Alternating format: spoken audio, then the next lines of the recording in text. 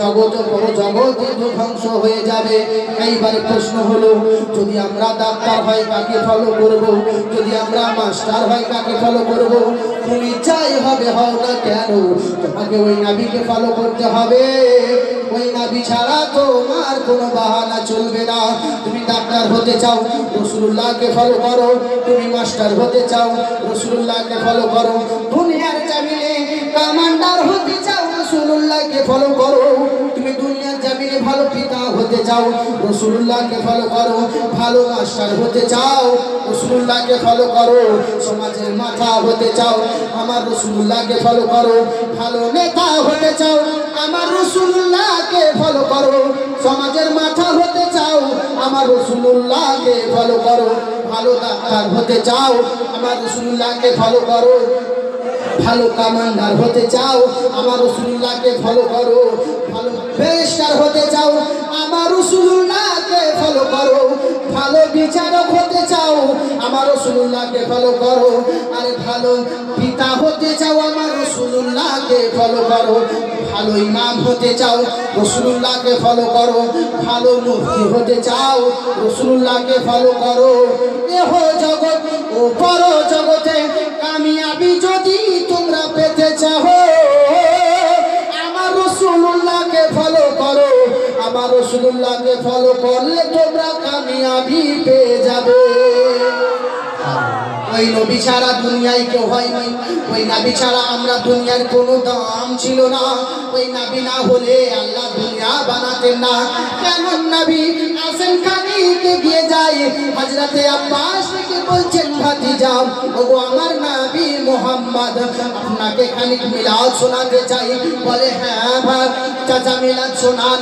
বলে শোনো বাবা, তোমার মায়ের গর্ভে যখন তুমি ছিলে, তোমার জন্য কত তোমার মায়ের জন্য তোমার দাদা আব্দুল মুত্তালিবের কাছে এসেছে মেয়েরা, আর ডেকে বলে মরলের ঘরে যদি ভুল করে তাহলে আমরা কেন করব না বলো? বলে কি এমন ভুল হয়েছে গো? বলে শোনো ওগো আব্দুল মুত্তালিব, তোমার বৌমা আমিনা এমন করেছে। শোনো আমার বৌমা আমিনা কেন সুন্দর সুন্দর আতর মাখে। বলে কেমন করে গো?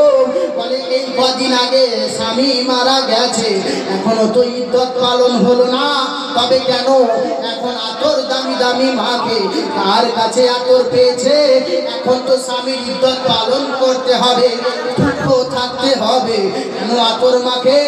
বলে ওগো আব্বা শোনো, তারপরে ওগো ভাই তো শোনো। এইবারে আমার আব্বা তোমার দাদা আব্দুল মুত্তালিব করলেন কি? গিয়ে বলছেন বেটি আমিনা তুমি একটা কথা শোনো মা। বলে কেন কেন? মাসুমাতি ওই আমিনাকে গিয়ে বলে, ও মা আমিনা তুমি হলে আমার বেটি মা, তুমি কেন দামি দামি আতর কেন মাখো?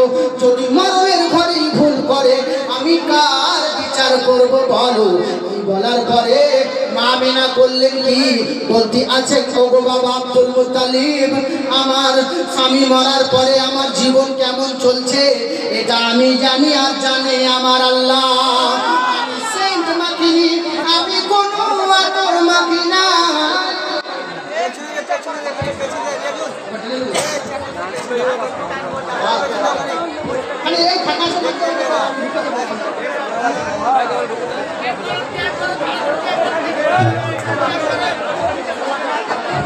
ওরকম করলে হয় না, পিছনকার মানুষ কি দোষ করেছে?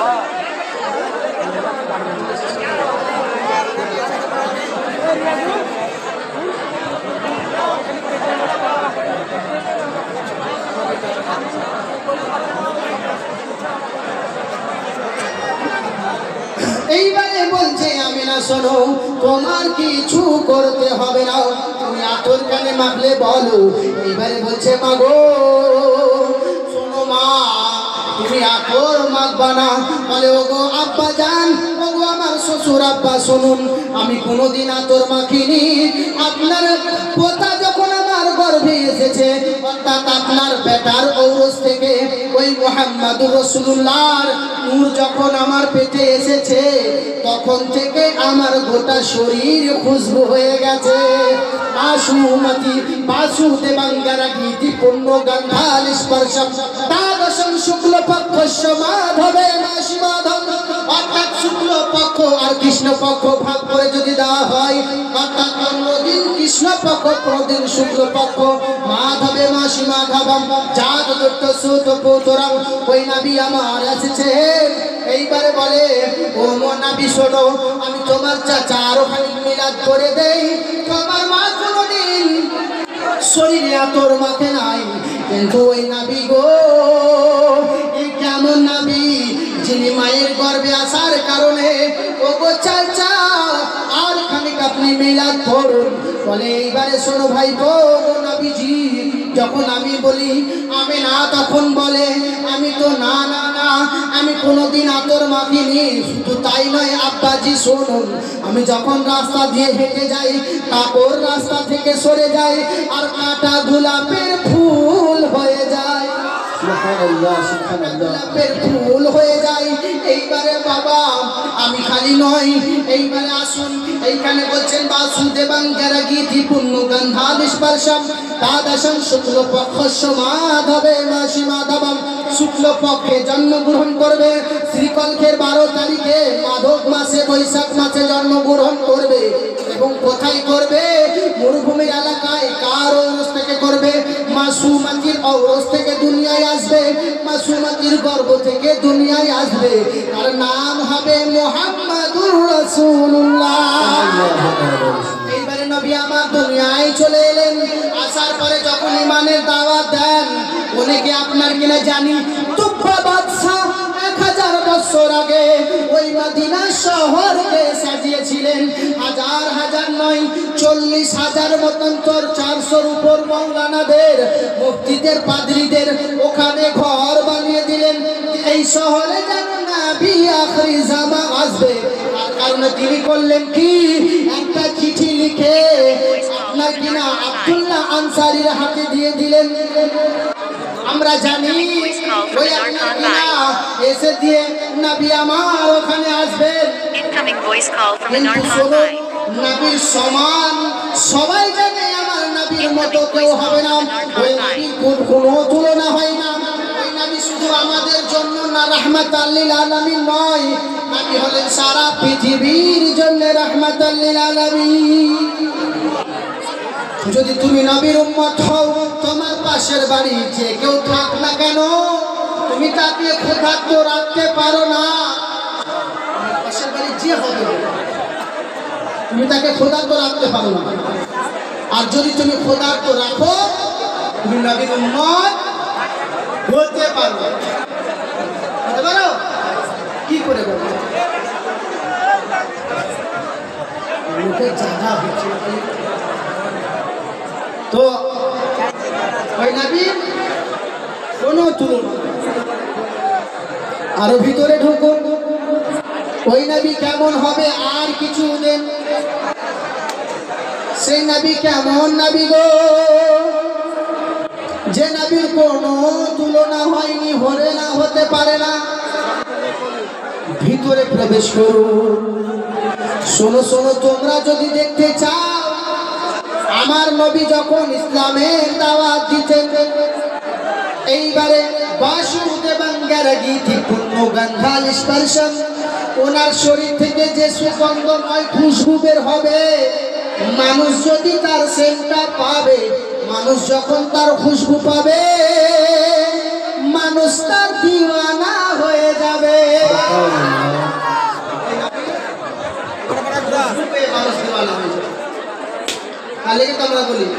খুশবু খুশবু মিঠা মিঠা দয়ার নবীজির নাম, রওজা ফুলের বাগান, রওজা ফুলের বাগান। খুশবু খুশবু মিঠা মিঠা দয়ার নবীজির নাম, রওজা ফুলের বাগান, রওজা ফুলের বাগান। ওই নবীর কোন তুলনা নেই। ওই নবীর কোনো তুলনা নেই। এবার আরো ভিতরে আমি শুধুমাত্র ওয়াজের দিকে যাবো, গজল বেশি আপনাদের বলবো না, আপনাদেরকে পয়সা দিতে হবে না। আমি গজল বলে তো দিবেন, গজল বলবো থাক, শুধুমাত্র নবী আসল কিছু কথা বলে দিই। এইবারে ভিতর দিকে আপনারা বুঝতে পারছেন তো ভাষা, কোনো অসুবিধা হচ্ছে না তো? এবার বলেন দেখি ইয়া রাসূলুল্লাহ। ওদের হাত তুলতে নিষেধ করেছে নাকি গো? হ্যাঁ হ্যাঁ হ্যাঁ, এই কোন দেশে তো? এবার বলেন ইয়া রাসূলুল্লাহ।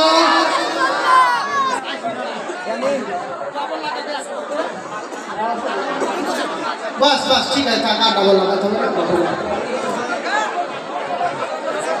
তাহলে ওই নবী আসমা সুকমা কুহা দেবতাত্তম জগৎপতি, ওই নবী আসমানে যাবেন, আল্লাহর সঙ্গে দিদার করবেন, কিন্তু তার চলন, তার গঠন, তার আদর্শ কেমন হবে ওই নবীর জন্য সব বেদ প্রকাশ্য তুলে ধরছেন। কেমন আদর্শ হবে শোনো, ওই নবীর কোনো তুলনা হবে না। ওই নবী এমন রহমদিল হবে, যদি তার কাছে কোনো মানুষ যায়, ক্ষুধার্ত মানুষ যায়, তিনি নিজে না খেয়ে অন্যকে অন্ন খাওয়াবেন, তিনি এমন মানুষ হবে, তিনি নিজে খাবেন না কিন্তু অপরকে দান করে দিবেন। এইবারে প্রশ্ন হলো, বলো কেমন নবী গো? ওই নবীর কাছে যখন আসলেন আপনার কিনা এক ইহুদান মহিলা, বৃদ্ধা মহিলা, রাত্রে বেলায় কাঁদতে কাঁদতে যেন কোথাও যায়, দেখে বলে ও গো মা, বুড়িমা তুমি কাঁদছো কেন বলুন, তুমি কাঁদছো কেন বলো, কেন কাঁদছো মা গো? বলো এই কারণে কাঁদি বাবা, আমি যার বাড়িতে কাজ করি সে বড় জালেম, সে বড় জুলুম করনেওয়ালা, আমার প্রতি বড়ই জুলুম করবে, এত জুলুম করবে আমি সহ্য করতে পারবো না বাবা। বলে তাহলে কেন কাঁদছেন বলুন? বলে বাবা রে, আমি সময়ে পৌঁছাতে পারিনি বলে, আমি যদি সেইখানে পৌঁছে যাই আমার প্রতি বড় জুলুম করা হবে, এই কারণে আব্বাজি আমি কাঁদি রে বাবা। সে এত বড় জাল্লাদ, আমি দেরি করেছি বলে আমার পিঠে আঘাত দেবে, আমি এই কারণে কাঁদি, এই কারণে কাঁদি। বলে মা গো তুমি কাঁদবেন না মা, আপনি চলুন, আপনার হয়ে সমস্ত কাজ আমি ওই ইহুদির করে দেব, সমস্ত কষ্টের কাজ আপনার যা আছে আমি করে দেব, কিন্তু আপনি চিন্তা করবেন না, আপনি কোনো চিন্তা করবেন না মা। গিয়ে নবী আমার সমস্ত কাজগুলি নিজের হাতে করলেন। এবার নবী আমার যখন নিজের হাতে কাজগুলো করছেন, এবার প্রশ্ন হলো, এক ইহুদি, সে মহিলা তো মুসলমান নয়, কিন্তু তারপরেও গ্রামের লোককে উঠিয়ে দেবেন, মানে আমার ওয়াজটা শুধুমাত্র গল্পতেই গেল, বুঝতে পারছি। এই বসুন উঠুন করতে করতে আমার 1 ঘন্টা শেষ করতে লাগলো।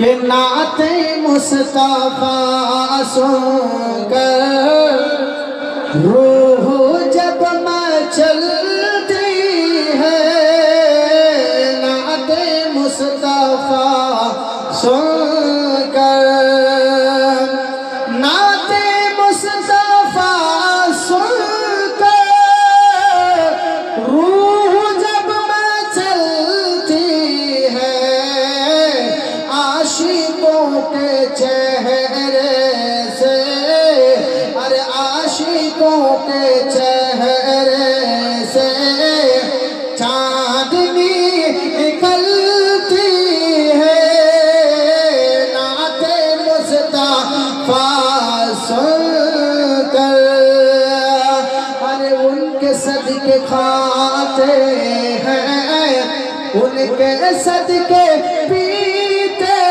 हैं, उनके सदके खाते हैं, उनके सदके पीते हैं, उनके सदके खाते हैं। ढुके जान আরে আপনারা এগিয়ে গিয়ে চলে আসেন, এগিয়ে গিয়ে চলে আসেন। বুঝতে পারছি, এগিয়ে গিয়ে চলে আসেন, চলে আসেন, চলে আসেন। সুবহানাল্লাহ, সুবহানাল্লাহ। এমন সময় তো ভালো অবস্থা বসে থাকছে। এইবারে ওই নবী প্রশংসা পেলেন। আমি জাস্ট কি আর বলবো, দুদিকেই চাপ যাচ্ছে। একটা মাঝ ভাগ বসে যে শুরু করলাম না, যখন উঠা নামা হয়ে যাচ্ছে না, আমরা দেখো টেনশন করি। ওয়াজ করার সময় যখন উঠা নামা হয় তখন আমরা কনফিউজে পড়ি। চালাবো আমি কানামাজি ভু ভু টাকা পুতা কিছু হয়ে যাবে তো, হবে না? মনে করে আমি বলে গেলাম, হঠাৎ বলে দিলাম, বলতে বলতে বলতে বলতে কিছু বললাম, কিছু কাল সকালে উল্টো শুনে নিয়েছেন আপনারা, তখন আবার আমার বিচার হবে। বলতে পারি গজল বলেন না, গজল বললে হবে না। এইবারে প্রশ্ন হলো, তাহলে মহান নবী আমি যে মন্ত্রগুলি করলাম সেগুলো ভাঙার সময় পেলাম না, সময় আমার প্রায় শেষ হয়ে গেল। আপনাদের উঠানো, যাই হোক আমি সময় দেওয়ার নেব না বাবা। আর এখানে এগিয়ে যাই, এই জমিনের উপরে আসমানের নিচে তোমাদের বসবাস রয়েছে। শোনো, তোমরা কোন উত্তম মানবকে পাবে, ওই উত্তম মানবকে যখন পাবে, উত্তম সুন্দর মানুষকে যখন পাবে, তোমরা নিজের অন্তরটাকে শুদ্ধিকরণ করে নেবে, নিজে পবিত্র হয়ে যাবে, কোনোদিন কাউকে তোমরা আঘাত করো না। এইবারে বলছেন ওগো আমেনা, তোমার সন্তানের তুমি কিছু বললে, এইবারে বলছো ওগো আব্বাস তুমি একটা কথা বলো, আপনার কিনা ওই আসমানের চন্দ্র, ওগো আমার ভাইপো মুহাম্মাদুর রাসূলুল্লাহ, ওগো আল্লাহর নবী আপনি বলুন, আপনি হালিমাতুস সাদিয়ার দুনিয়ায় দুলতেছিলেন, কিন্তু আপনার আঙুলের ইশারায় আসমানের চাঁদ কেন দুলতো? বলছে শোনো, আমার আব্বা ছিলেন না, আর হালিমাতুস সাদিয়া বড়ই গরিব ছিলেন, আমাকে নতুন নতুন খেলনা দিতে পারতেন না, সে কারণে আমি আপনার কিনা আমার আল্লাহ পাক করলেন কি আসমানের চন্দ্রকে আমার আঙুলের ইশারায় ঝুলিয়ে দিলেন। তাই আমরা বলি জামানা দিওয়ানা, ও গো আমেনা, তোমার লালের নাই তোলে না, মাগো তোমার লালের নাই তোলো না। ওই নবীর কোনো তুলনা হয় না। এবার তোমরা ওই নবীকে কেমন হাকিম জানবে? ইহাকিমুনা কা, ওই নবী তোমাদের হাকিম হবে, তোমাদের সমস্ত প্রবলেমের সলভ করবেন যিনি, তিনি হলেন আমাদের নবী। এইবারে ওই নবীকে তোমরা এমন করে আপন করে নিবে, তোমাদের যদি কোনোদিন কষ্ট হয় ওই নবীর কাছে যাবে, তোমাদের প্রবলেম সলভ হয়ে যাবে। এইবারে প্রশ্ন হলো নবী কেমন মানুষ হবে? এইবারে বলছে শোনো, তার চেহারা এত সুন্দর হবে, তার আসমানের নিচে জমিনের উপরে রঙ্গারাম, ওই নবী এমন হবেন, আসমান যদি সূর্য ধর্মঘট করে নেয় আর চন্দ্র যদি ডুবে যায়, কেউ যদি আলো না দেয়, ওই নবীকে যখন দাঁড় করিয়ে দেবে, তার বডির আলোতে সারা পৃথিবী আলো হয়ে যাবে। এইবারে ওই নবী কেমন হবে? এবং বলছে ওই নবীর শরীর থেকে সুগন্ধময় খুশবু বের হবে। আল্লাহর নবীর জন্য হযরত উমর ফারুক ডেকে বলেন, ওগো নবীজি শোনো, যদি কেউ আমরা নবীকে খোঁজার জন্য যেতাম, নবী যেই পথ দিয়ে একবার যেতেন, সেই পথটা খুশবুয়ে মুআত্তার হয়ে যেত। ওই খুশবু শুঁকে শুঁকে সেক পেতে পেতে যেখানে নবী থাকতেন ওখানে আমরা পৌঁছে যেতাম। এবারে প্রশ্ন হলো শোনো, এইখানে বলছেন বাসুদেবাং গণগীতি পুণ্য গন্ধাল স্পর্শম, তার শরীর থেকে সুগন্ধময় খুশবু বের হবে, এবং যে খুশবুটা পাবে সে তার দলে শামিল হয়ে যাবে। কিন্তু এখানে বলছে বাসুদেবাং, আর আমার নবীর সুগন্ধময় খুশবুর জন্য আর নারীরা মদিনার কি করতেন, মক্কার নারীরা কি করতেন? ওগো নবী, আপনার ঘাম মোবারক দিন আমাদের বাচ্চাদের লাগাবো, বাচ্চারা খুশবুদার হয়ে যাবে, বাচ্চারা খুশবুদার হয়ে যাবে। কিন্তু যদি আমরা খুশবুদার না করি বাচ্চাদের, দোষটা আমার। কিন্তু ওই নবীর কত সম্মান আল্লাহ দিয়েছেন, কোনো তুলনা নাই। আরো ভিতরে যান, ওই নবীর কোনো তুলনা হবে না। এইবারে আপনি আরো ভিতরে যান, আরো ভিতরে প্রবেশ করে যান। বলো ওই নবী কেমন নবী? বলে শোনো, যে নবীর কাছে কেউ যদি দুঃখ নিয়ে যেত সে হাসি মুখে ফিরে আসতেন।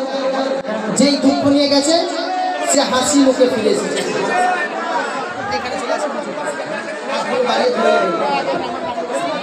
এইবারে প্রশ্ন হলো ভিতরে প্রবেশ করে যান, এইবারে আরো ভিতরে প্রবেশ করেন। ও আব্বাস আর খানিক মিলাদটা বলো। কিন্তু প্রকাশ্য করলেন কি? ওই নবীর সুগন্ধময় খুশবু হবে, চেহারা সুন্দর হবে, তার চলন ভালো হবে, তার মা সুন্দর মন হবে, বাপ আল্লাহর গোলাম হবে, কিন্তু কাবা ঘরের কাছে জন্মগ্রহণ করবে। আর যেই না জন্ম হবে তামাম পৃথিবীর হাজার সাজার মূর্তি সব ওই নবীর দিকে সাজদা করে দেবে। কি বলছে শাহ ইসলাম? বলে না কে সাল্লাল্লাহ বলে সাজদা করে এক কাবা বাইতুল্লাহ, যার প্রেমেতে ঝুঁকে পড়ে আর সে মোল্লা। তাই না? ওই নবীর প্রেমে কাবা ঝুঁকেছিল। এইবারে আরো ভিতরে প্রবেশ করে যান। ওই নবীর তুমি সব বলে দিলে, আর একটা জিনিস বলে দিলেই নবীকে চিনে নেব। বলে কি? ওই নবীর নাম কি হবে? ওহমদয়হা, অর্থাৎ আসমানে নাম হবে আহম্মদ, মুহাম্মাদান লিতিফাতুন কানবারাশন। ওই নামটা যদি তোমরা জপো, ইমাম জপে নামে মুহাম্মদ, ওই মুহাম্মাদের নামটা যদি তোমরা জপতে পারো আর গুনাহ মাফ করতে চাও তো লা ইলাহা হারলে পাপাম, তুমি লা ইলাহা ইল্লাল্লাহ পাঠ করো, তোমার সমস্ত গুনাহ ঝরে যাবে। আর মুহাম্মাদের নাম যখন জপে নেবে সারগিও নারাতাম, তোমরা জান্নাতি হয়ে যাবে। কিন্তু আমরা নবীকে চিনতে পারলাম না, নবীকে আমরা কিন্তু চিনতে পারলাম না। মুখে বলি কিন্তু আদর্শতে পরিচয় আমাদের দেয় না। দেয়? নবী বলেছেন যে নিজের দাদার দলটাকে বড় করো দিয়ে থাকলে। কিছু মানুষ এখন তুলে ধরেছে মুসলমানদেরকে বাচ্চা পয়দা করতে বলেছে না, কঠিন জ্বালা। এখন নবী আমার বলেছেন তোমরা এত তাদাদ বাড়াও, কিয়ামতের দিনে যেন আমার উম্মতকে দেখে আমি খুশি করি, আমার দল যেন সবচেয়ে বেশি হয়। কিন্তু ওরা এটাকে উল্টো করে বিজেপির দাল্লাল কি বলছে যে সর্বনাশ, মুসলমানদের নেতা বলে দিয়েছে বাচ্চা পয়দা করা।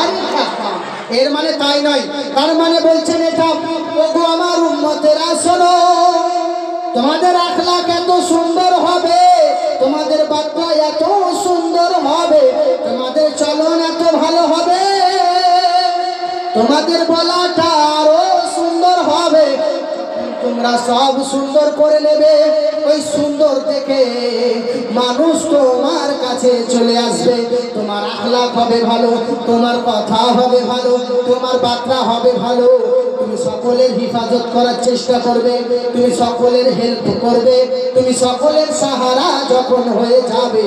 এবারে প্রশ্ন হলো, যখন তুমি সকলের সাহারা হয়ে যাবে তখন তোমাকে দেখে বলবে মানুষেরা এটা কোন নবীর উম্মত, যার আদর্শ এত ভালো, যার বার্তা এত ভালো, যার আখলাক এত ভালো, কাউকে কোনোদিন কষ্ট সে দিল না।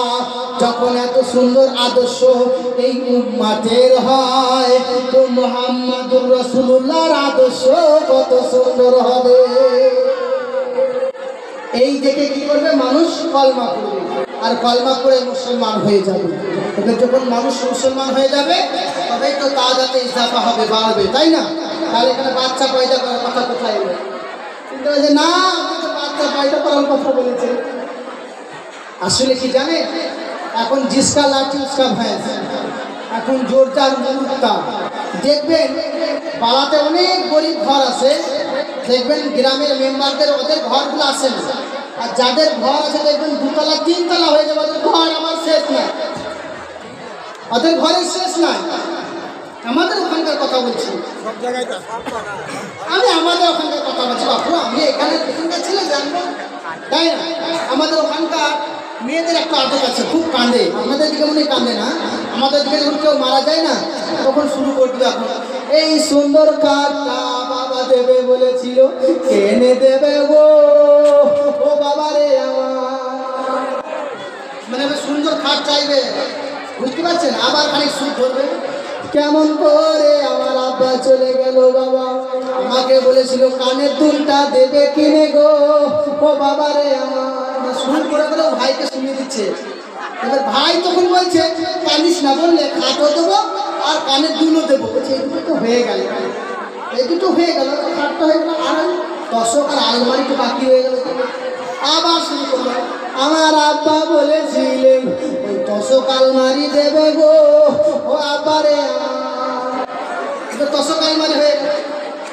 এখন বর্তমান সময়ে ডিজিটাল কান্না। আর যদি ওই লাশটা ওখানে রয়েছে আর মা বোন যদি আল্লাহর কাছে হাত তোলে আর আল্লাহকে ফারিয়াদ করে, ওগো আল্লাহ আমার বাবা গুনাহ যদি করেছে, আর আল্লাহকে বলে আল্লাহ তুমি ক্ষমা করে দাও, ওই নবীর ওসিলায় আপনি মাফ করে দেন। আমার আল্লাহ বলছেন শোনো, মেয়ে বাবার জন্য কাঁদবে, বউ স্বামীর জন্য কাঁদবে, ছেলে বাবার জন্য কাঁদবে, ভাই ভাইয়ের জন্য কাঁদবে, দাদা ভাইয়ের জন্য কাঁদবে, পাড়া